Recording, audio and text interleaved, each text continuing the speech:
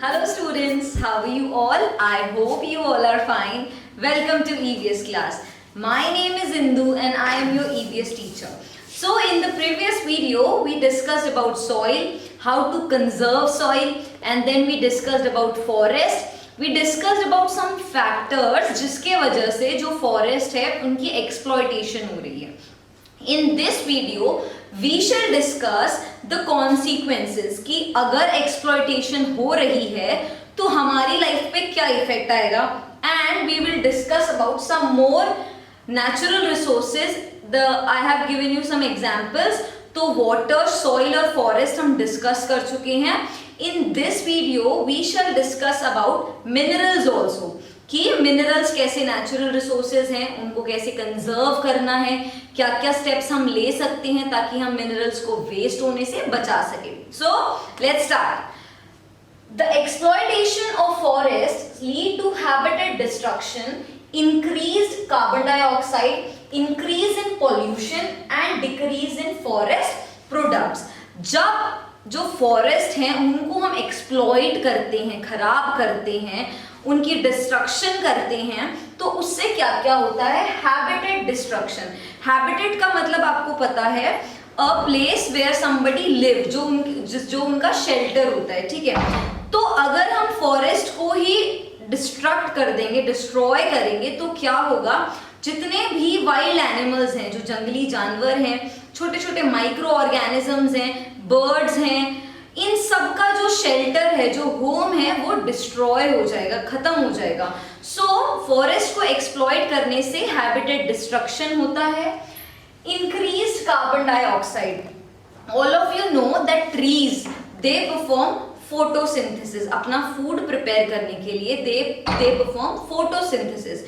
Photosynthesis कैसे होता है? वो कार्बन डाइऑक्साइड यूज करते हैं, सनलाइट की प्रेजेंस में वाटर को यूज करके, इन सारी चीजों को यूज करके वो अपना खाना बनाते हैं. तो खाना बनाने के लिए वो कार्बन डाइऑक्साइड यूज कर रहे हैं. अब जब ट्रीज ही नहीं होंगे, फॉरेस्ट ही नहीं होंगे, तो कार्बन डाइऑक्साइड को यूज कौन करेगा? कोई यूज नहीं करेगा उन्हें. और जब उनको कोई यूज ही नहीं कर रहा है, तो ऐसे हमारे इन्वायरमेंट में कार्बन डाइऑक्साइड का लेवल अप हो जाएगा. So increase carbon dioxide, increase in pollution. दिन प्रतिदिन पॉल्यूशन बढ़ता जाएगा. क्यों बढ़ेगा पॉल्यूशन? क्योंकि हमारे इन्वायरमेंट में हार्मफुल गैसेस हो जाएंगी. जब ट्रीज होते हैं, फॉरेस्ट होते हैं, वो इन्वायरमेंट को कूल रखते हैं, लेकिन अगर ट्रीज होंगे ही नहीं तो एक तो टेम्परेचर बढ़ेगा, जो हार्मफुल गैसेस हैं उनको कोई यूज करने वाला होगा ही नहीं. Next is decrease in forest products. In the last video I have told you कि जो फॉरेस्ट हैं वो हमें बहुत सारी चीजें देते हैं. For example would for furniture, timber, medicine, fruits, vegetables, papers, ये सारी चीजें हमें फॉरेस्ट से मिलती हैं. जब फॉरेस्ट को ही हम डिस्ट्रक्ट कर देंगे तो फॉरेस्ट से जो जो प्रोडक्ट्स मिल रहे थे, जो चीजें मिल रही थी, वो तो रहेंगी ही नहीं. सो डिक्रीज इन फॉरेस्ट प्रोडक्ट्स. सो ये जो है कॉन्सिक्वेंसेज हैं, ये इफेक्ट्स हैं कि अगर आप फॉरेस्ट को डिस्ट्रक्ट करोगे, अगर फॉरेस्ट को एक्सप्लॉइट करोगे, तो ये सारी चीजें होंगी. Next is conservation of forest, कि कैसे हम फॉरेस्ट को कंजर्व कर सकते हैं, बचा सकते हैं, सेव कर सकते हैं. So few points are given जो कि हमें समझने हैं, and we have to perform also. Practically हमें ये चीजें करनी भी हैं ताकि हम फॉरेस्ट को कंजर्व कर सकें. First is we should discourage deforestation and encourage afforestation. हमें जो लोग डिफॉरेस्टेशन कर रहे हैं, पेड़ों को काट रहे हैं, उनको रोकना है. And we should encourage afforestation. जो लोग उगा रहे हैं, पेड़ पौधे लगा रहे हैं, उनको और ज्यादा मोटिवेट करना है. सब लोगों को अवेयर करना है कि जो ट्रीज हैं वो क्यों इंपॉर्टेंट है, क्यों ज्यादा से ज्यादा पेड़ लगाने हैं. Next is we should prevent forest fire. हमें फॉरेस्ट फायर को प्रिवेंट करना चाहिए. देखो, फॉरेस्ट फायर का मतलब है जंगल में आग लगना. ओके, तो उसके वजह से सारे ट्रीज खत्म हो जाते हैं. अब जो फॉरेस्ट फायर है वो नेचुरली भी हो सकती है या ह्यूमंस की एक्टिविटीज की वजह से भी हो सकती है. नेचुरली तब होती है जब हीट बढ़ जाती है, या फिर क्या कहते हैं लाइटनिंग की वजह से, बिजली की वजह से बिजली गिरती है उससे. और ह्यूमन एक्टिविटीज से क्यों होती है? क्योंकि हम क्या करते हैं कि आसपास जो है अगर हम ऐसी कुछ फ्लेमेबल चीजें डाल रहे हैं तो हमें क्या करना है, उसको प्रिवेंट करना है, कुछ स्टेप्स लेने हैं जिससे फॉरेस्ट फायर ह्यूमन एक्टिविटीज की वजह से कम हो। Next is we should follow selective cutting and we should in which only mature trees are cut. हमें सिलेक्टिव कटिंग करनी है। ऐसा नहीं है कि जो ट्री आगे आ रहे हैं उनको ही काट दें। नो, जो ट्री कंप्लीटली मैच्योर हो चुके हैं, बड़े हो चुके हैं, जिनकी फर्दर ग्रोथ नहीं होगी, सिर्फ उन्हें ही कट करना है। We should ensure proper utilisation of natural resources. हमें ये इंश्योर करना है, हमें ये पक्का करना है कि जितनी भी रिसोर्सेज पहले मिली हैं उनका प्रॉपर यूज हो रहा है, कोई उन्हें वेस्ट नहीं कर रहा है। अब वेस्टेज भी होता रहे चीजों का और हम और ज्यादा ट्रीज भी कट करते रहे, दैट्स नॉट गुड। तो हमें मेक श्योर करना है कि जो जो चीजें हमें फॉरेस्ट से मिली हैं उनका प्रॉपर यूज हो रहा है। This we have to make sure. Now after discussing about forests कि कैसे कंजर्व करना है, The next example of natural resources are minerals. हमें minerals के बारे में पढ़ना है कि minerals क्या होते हैं।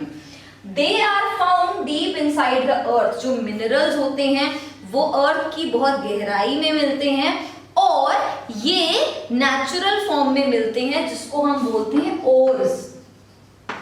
Ores का मतलब है कि बहुत सारे minerals एक साथ mix होके impurities भी उसके अंदर होंगी। तो हमें क्या करना है, उसकी रिफाइनिंग करनी है कि ओर्स के अंदर से हमें मिनरल को निकालना है। ओर्स में क्या होता है, वो नेचुरल स्टेट में होता है, उसके अंदर मिनरल्स भी होते हैं, इम्प्योरिटीज भी होती हैं और भी बहुत सारी चीजें होती हैं। तो उस ओर के अंदर से हमें यूजफुल मटेरियल निकालना होता है, फिर हमें मिनरल मिलता है। ठीक है, तो जो मिनरल्स हैं वो भी बहुत यूजफुल हैं और इन्हें बनने में मिलियंस ऑफ ईयर्स लगते हैं। बहुत जल्दी नहीं बनते हैं, बहुत टाइम लगता है इन्हें बनने में। तो इन्हें यूज करने से पहले तो हमें बहुत ज्यादा सोचना चाहिए।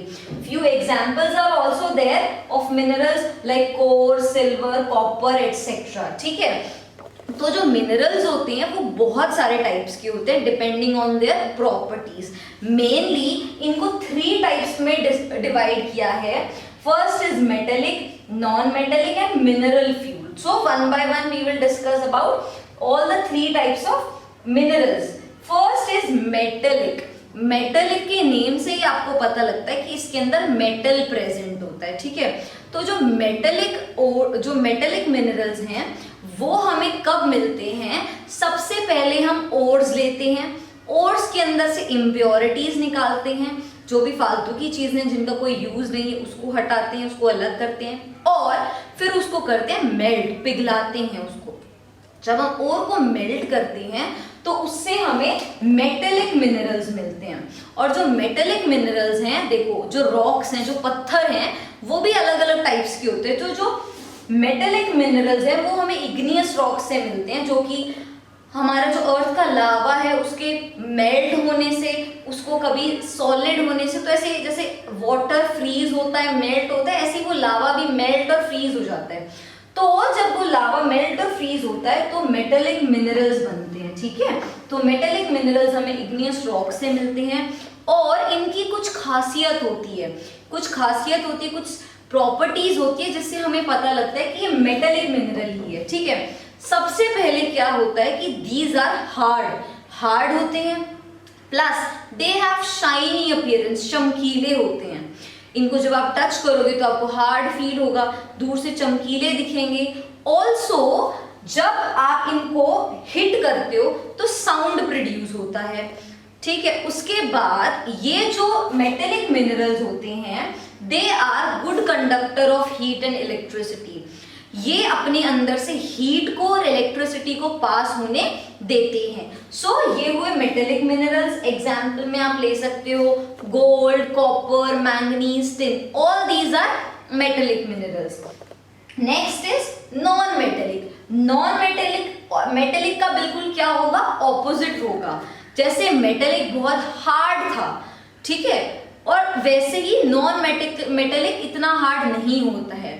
जब आप ओर को मेल्ट करते हो तो तो आपको मेटेलिक मिलता है, लेकिन ये मेल्टिंग से नहीं मिलते। These are basically in the form of impurities, powdery होते हैं, अगर आप गिराओगे तो जल्दी से टूट जाएंगे, ठीक है। बहुत ही ज्यादा डल होते हैं, कोई शाइन नहीं होती इनके अंदर, चमकीले नहीं होते, डल होते हैं, पाउडरी होते हैं, सॉफ्ट होते हैं। So these are non metallic. और जैसे ये इग्नियस रॉक से बना था, ये बना है सेडिमेंट्री रॉक से। सेडिमेंट्री रॉक्स क्या होते हैं? वो पत्थर जो कि सॉइल के एक जगह से दूसरी जगह जाके इकट्ठा होने से बनते हैं। सो ये सॉफ्ट होते हैं, पाउडरी होते हैं, कोई इनके अंदर शाइनी अपीयरेंस नहीं होती, बहुत ज्यादा हार्ड नहीं होते, अगर आप गिराओगे तो ये टूट जाते हैं। एग्जाम्पल्स कोल, मीका, क्ले, सॉल्ट, ये सब नॉन मेटेलिक के एग्जाम्पल हैं। लास्ट जो है वो है मिनरल फ्यूल्स। मिनरल फ्यूल्स वो होते हैं, वो मिनरल्स जिसके अंदर से हम फ्यूल डिराइव कर सकें। फ्यूल मतलब किसी भी टाइप का ईंधन जिससे कोई चीज चल सके, पावर मिले, जिसको एनर्जी मिले। सो मिनरल फ्यूल्स क्या होते हैं? वो मिनरल्स जिनसे हमें फ्यूल मिलता है। और मिनरल फ्यूल के बारे में आपको एक चीज बहुत अच्छे से ध्यान रखनी है, वो ये है कि इनको बनने में बहुत बहुत बहुत ज्यादा टाइम लगता है। सो जब हम इनको ओवर यूज करें तो हमें ध्यान रखना चाहिए कि ओवर यूज करने से एक टाइम के बाद ये बिल्कुल फिनिश हो जाएंगे, दोबारा से इन्हें बनने में इतना टाइम लगेगा कि हम इन्हें यूज करने के लिए बचेंगे ही नहीं। So mineral fuel it takes a long period of time for its formation. So this was about minerals. Now इनके यूज क्या है, इनकी यूसेज क्या है, कहाँ कहाँ ये यूज होती हैं। First is compressed natural gas, that is CNG, is used to run vehicles. It is good for environment. आपने देखे भी होंगे जो येलो और ग्रीन कलर की ऑटो होते हैं वो चलते हैं CNG से। CNG means compressed natural gas. तो इनसे व्हीकल्स चलते हैं। जब हम CNG यूज करते हैं तो पोल्यूशन भी कम होता है, इसीलिए यहाँ पे लिखा है it is good for environment. हमारे आसपास का जो इन्वायरमेंट है उसके लिए ये अच्छा है क्योंकि पोल्यूशन कम होता है। Next is liquefied petroleum gas is used eight Holmes for cooking. जो LPG है, जो हमारे रेड रेड कलर के सिलेंडर्स होते हैं उनके अंदर होती है liquefied petroleum gas. This is also a mineral fuel और इसको हम यूज करते हैं सिलेंडर्स में खाना बनाने के लिए।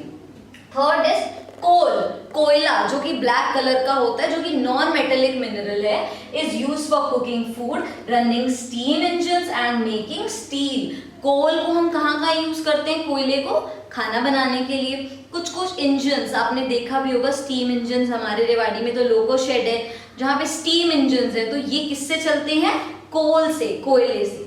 Next is petroleum is used for running vehicles and machines. आपको पता है पेट्रोल, जो पेट्रोलियम है that is a mineral fuel and it is used for running vehicles. जो हमारी गाड़ियां हैं वो पेट्रोलियम से चलती हैं। तो ये है इनके यूसेज, यहाँ पे मिनरल्स यूज हो रहे हैं। नेक्स्ट क्या है?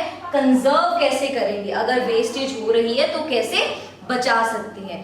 पहली चीज ड्राइव लेस, कम से कम यूज करो मिनरल फ्यूल का। अगर कहीं पास जाना है तो बाइसिकल ले जाओ या ऑन फुट चले जाओ वॉक करते हुए। थोड़ा ट्राई करो कि शॉर्ट डिस्टेंस हम वॉकिंग से कवर कर ले instead of driving. Second, use public transport. Public transport ज्यादा से ज्यादा यूज करो। पब्लिक ट्रांसपोर्ट में क्या होता है, बहुत सारे लोग एक साथ ट्रैवल कर सकते हैं। इंस्टेड कि हर एक पर्सन अपनी अपनी कार लेके चले या स्कूटी लेके चले, इससे अच्छा है कि बहुत सारे लोग एक साथ एक व्हीकल में जाएं ताकि पॉल्यूशन भी कम हो। सेकेंड, जो पेट्रोलियम है, जो मिनरल फ्यूल है, वो भी कम यूज हो। थर्ड वन इज कि we should try car pooling. Car pooling का मतलब है जैसे हम कैब्स शेयर करते हैं, दो लोग एक कैब शेयर करके फिर कहीं जाए, so that is called car pooling. Next is कि हमें इन सबको इन तरीकों से हम इसे कंजर्व कर सकते हैं। वॉकिंग डिस्टेंस है तो पैदल जा सकते हैं। So these are some easy methods जिससे हम क्या कर सकते हैं, जो मिनरल फ्यूल्स है उनको कंजर्व कर सकते हैं। सो एक क्विक रिकैप करते हैं क्या क्या हमने डिस्कस किया। We discussed about the consequences of exploitation of forest, then we discussed about some points by which we can conserve forests. I've told you about minerals, its types, its usage, and at last I have told you that how we can conserve the mineral fuse. So I hope these topics are clear to you. We are done with the explanation of this chapter now, and next time when you will get the homework of EVS, you will get to do the exercise of this chapter, which you will solve yourself. You will try to solve all the questions yourself. In case if you face any doubt or any problem, you can drop me a message, you can call me. So read out the chapter thoroughly and just try to do the exercise. Thank you.